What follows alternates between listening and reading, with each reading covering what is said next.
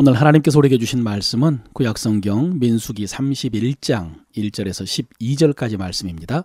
여호와께서 모세에게 말씀하여 이르시되 이스라엘 자손의 원수를 미디안에게 갚으라. 그 후에 네가 네 조상에게로 돌아가리라.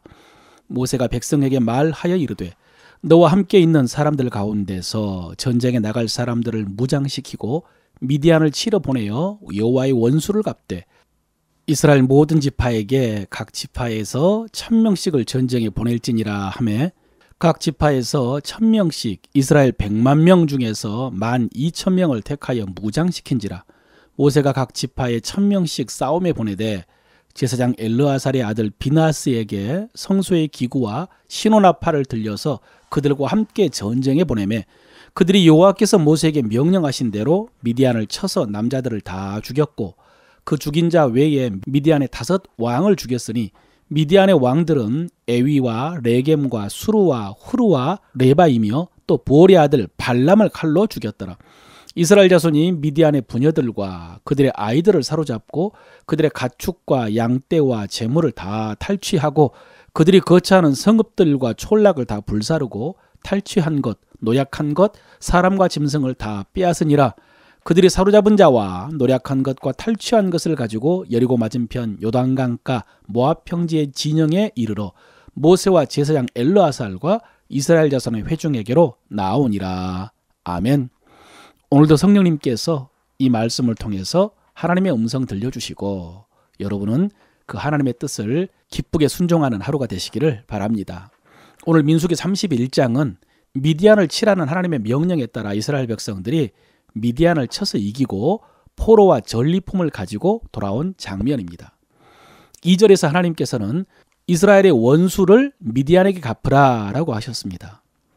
하나님께서 미디안을 이스라엘의 원수라고 하신 것은 앞에서 우리가 살펴본 것처럼 모압 왕 발락이 이스라엘을 저주하려고 그렇게 애를 썼는데 사실 그 일들을 곁에서 부추기고 주도한 것이 미디안이었기 때문입니다. 특히 발람의 계략에 따라서 이스라엘 남자들을 음행으로 유혹할 때에 미디안 여인들의 역할이 컸습니다. 그래서 그 음행으로 말미암아 이스라엘 남자들 24,000명이 죽었죠. 어마어마한 숫자입니다. 하나님께서는 이렇게 음행에 빠진 이스라엘 백성들도 심판하셨지만은 그 이스라엘 백성들을 유혹하여 범죄하게 한 미디안도 용서하지 않으셨습니다. 그래서 하나님께서는 모세에게 이스라엘의 원수를 미디안에게 갚으라 라고 하셨고요. 모세는 군사를 보내가지고 미디안을 치게 하면서 하나님의 원수를 갚으라 라고 했습니다. 미디안을 하나님께서는 이스라엘의 원수라고 하시고 모세는 하나님의 원수라고 한 것입니다. 여러분, 이 말씀은 하나님과 이스라엘 백성과의 관계를 가르쳐주는 말씀입니다. 하나님과 이스라엘은 하나라는 의미입니다. 하나님께서는 언약을 통해서 이스라엘 백성들에게 너희는 내 백성이 되고 나는 너희의 하나님이 되리라 라고 하셨습니다. 그래서 지금 이스라엘의 원수가 하나님의 원수가 된 것이고 하나님께서 그 원수를 갚으신 것입니다. 여러분, 이렇게 구약에서 하나님과 이스라엘과의 언약을 언급할 때마다 우리는 마지막 성찬 때 주님께서 말씀하신 내 피로 세운 새 언약을 생각합니다. 우리는 예수 그리스도의 피로 주님과 새 언약을 맺고 하나님의 백성이 되었습니다. 그래서 오늘 이스라엘처럼 하나님과 하나가 된 것입니다. 그래서 여러분, 예수님의 피, 그 주님의 보혈은 그 언약을 증거하는 매개체라고 할 수가 있습니다. 그러므로 우리가 영적인 대적인 마귀와 싸울 때에 이 언약의 피를 제시하면 마귀의 상대는 우리가 아니라 주님이 되는 것입니다.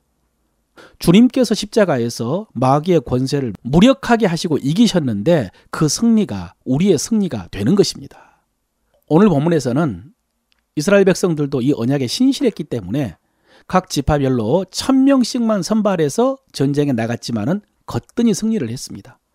대성을 거두고 수많은 전리품을 빼앗아 돌아왔습니다. 그때 하나님께서는 그 전리품의 분배에 대해서 말씀하셨습니다.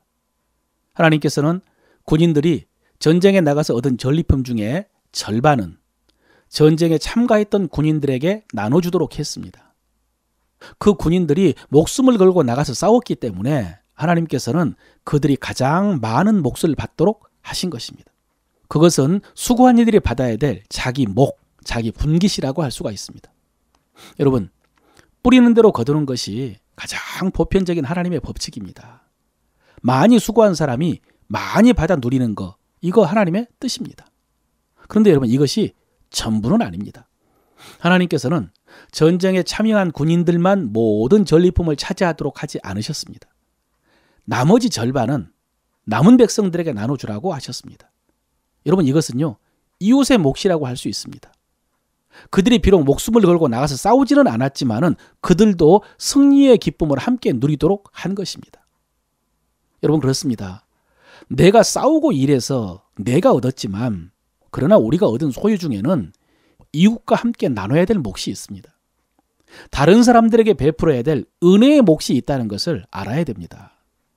그리고 전쟁에 참여해가지고 전리품의 절반을 받은 군인들은 그들이 받은 전리품 중에서 500분의 1을 하나님께 드리도록 하셨습니다. 이것은 하나님의 몫인 셈입니다.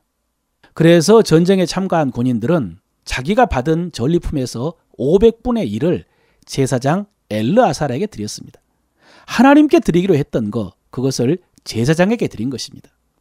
그리고 또 전쟁에 참가하지 않는 백성들은 그들이 받은 것 중에 50분의 1을 성막에서 일하는 레위인들에게 주도록 했습니다. 여러분, 오늘 이 전리품 분배의 원칙은 우리의 재정 사용에 적용할 수가 있습니다. 우리는 열심히 일해야 됩니다. 최선을 다해서 일해야 됩니다. 그러면요, 하나님께서 뿌리고 땀 흘린 우리 수고 위에 은혜를 베푸셔서 열매를 주십니다. 소득을 주십니다. 그리고 그 소득 중에는 우리가 누릴 몫이 있습니다. 사랑하는 가족들과 함께 먹고 마시고 즐거워하는 것이 하나님의 선물이라고 했습니다. 그것은 우리의 것입니다. 뿐만 아니라 우리 소득 속에는 이웃의 몫이 있습니다. 비록 내가 수고했고 하나님의 은혜로 내가 열매를 얻었지만 그러나 하나님께서는 나를 통해서 다른 사람들도 하나님의 은혜를 맛보기 원하십니다. 그래서 일부분을 이웃과 나누도록 하셨습니다. 추수할 때 가난한 자들과 어려운 이들을 위해서 남겨놓으라라고 하신 곡식도 같은 목적입니다. 마지막으로 여러분, 우리가 얻은 소득 중에는 하나님께 드려야 될 몫이 있습니다. 이것이 하나님의 법칙입니다. 하나님께서 오늘 모세를 통해서 이것을 말씀하셨을 때에 모든 백성들이 그대로 행했다고 했습니다. 그런데 이어지는 말씀을 보면은 그 숫자가 아주 꼼꼼하게 기록이 되어 있습니다. 전리품 중에는요, 양이 65만 5천 마리, 소가 7만 2천 마리, 나귀가 6만 1천 마리, 그리고 포로로 잡은 사람들이 3만 2천 명이었습니다. 그래서 싸우러 나간 군인들이 자기 몫으로 받은 전리품 중에 제사장 엘르아살에게 드린 양이 675마리, 소가 72마리, 나귀가 61마리, 포로는 32명. 그리고 일반 백성들도 자기가 받은 전리품 중에서 50분의 1을 레위인들에게 드렸다라고 기록을 하고 있습니다. 여러분, 우리들 생각으로는 아까 하나님께서 그런 원칙을 정해주셨고 그래서 그대로 행했다라고 기록해도 될 것 같은데 왜 이렇게 꼼꼼하게 전리품의 총합과 분배물의 총합 그리고 하나님께 드린 총합을 이렇게 자세하게 기록을 했을까요? 정답은 모릅니다. 그러나 그것이 그렇게 중요하다는 의미가 아니겠습니까? 특별히 하나님께 드려야 될 몫이 중요하다는 것이죠. 여러분, 어떻습니까? 여러분의 재정, 이런 원리와 원칙에 따라 사용하고 계십니까? 여러분의 재정 중에 이웃을 위해 쓰는 몫이 있습니까? 하나님께 드려야 될 몫을 정확하게 드리고 계십니까? 오늘 하나님의 명령을 따라서 전리품을 이렇게 분배를 했는데 그 뒤에 보면은 하나님의 몫을 드린 군인들의 지휘관들이 또 모세를 찾아옵니다. 앞에서 언급한 소와 양과 나귀와 포로들 외에 금으로 만든 각종 폐물, 발목걸이, 손목걸이, 반지, 귀걸이, 목걸이 이런 것들이 있는데 그것을 하나님께 헌금하겠다는 것입니다. 왜냐하면 자기들이 전쟁에 나가서 한 사람도 죽지 않았다는 것입니다. 이것이 하나님의 은혜임을 알고 그 값을 쳐서 하나님께 드리겠다는 것입니다. 여러분, 이것은 하나님께서 정한 것이 아닙니다. 하나님께서 명령하신 것이 아닙니다. 그것 외에 자원하여 드리는 예물입니다. 여러분, 우리가 얻은 소득 중에는 이런 목도 있습니다. 정한 목 외에 자원하여 드려야 되는 물질도 있습니다. 여러 목적들을 위해서 드리는 예물입니다. 어느 순간 갑자기 드려야 될 예물입니다. 여러분, 우리는요, 이런 목도 떼어두어야 됩니다. 사람들이 흔히 말할 때 월급쟁이들이 좀 인색하다라고 합니다. 사업하는 사람들은 통이 큰데 매달 똑같은 월급 받아서 사는 사람들은 매달 써야 될 곳은 정해져 있고 더 들어올 곳은 없기 때문에 정기적이고 계획이 없는 곳에는 쓰거나 베푸는데 인색할 수밖에 없습니다. 그런데 여러분, 사실은 그분들도 이 부분을 위해서 미리 떼어두어야 됩니다.